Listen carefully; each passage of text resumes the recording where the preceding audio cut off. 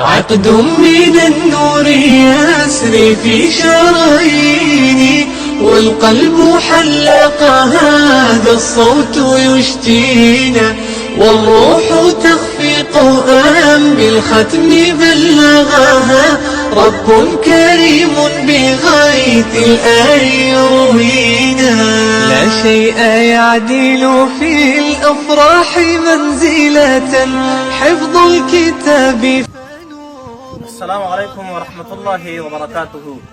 زما قدرمندو مسلمانانو خويندورونو، د مدارس سره د مسجدونو سره د مرستې او کومک په سلسله کې راغلي یو. نن یو ورځ بیا د وچ تنګي ساحې ته هغې مدرسې ته راغلي یو چې څه موده مخکې د دغې مدرسې سره د القریشي خیریه بنسټ د ملګرو لخوا د دغه شاګردانو لپاره د قرآن کریمونو ریلونه اخیستل شوي. د خیریه بنسټ د ملګرو لخوا نه د دوی د یو بل مشکل او ضرورت د رفع کولو په خاطر باندې د دوی شاګردانو لپاره د اوبو د څښلو کولرونه نه وو او ورسره درېګانې شطرنجۍ نه وې.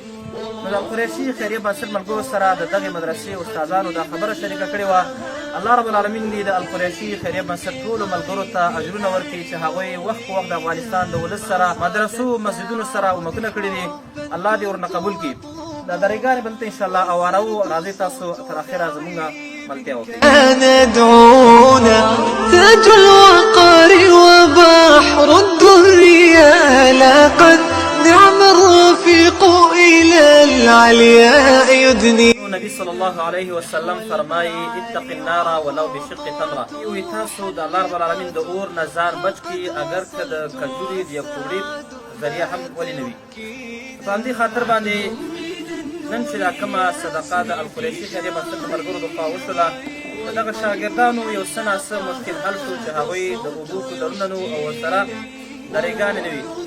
نو هیله کوو د ټولو مسلمانانو وروڼو خویندو څخه چې د دغې مدرسې سره د دغې باقي مشکلات او ضرورتونه چې دي په دې کې هم برخه واخلي چې دغه پیسې دغه مال به ستاسو لپاره انشاءالله صدقه جاریه وي. والسلام علیکم ورحمة الله وبرکاته. عقد من النور يسري في شراييني، والقلب حلق هذا الصوت يشتينا، والروح تخفق بالختم بلغها، رب كريم بغيث الآي يروينا.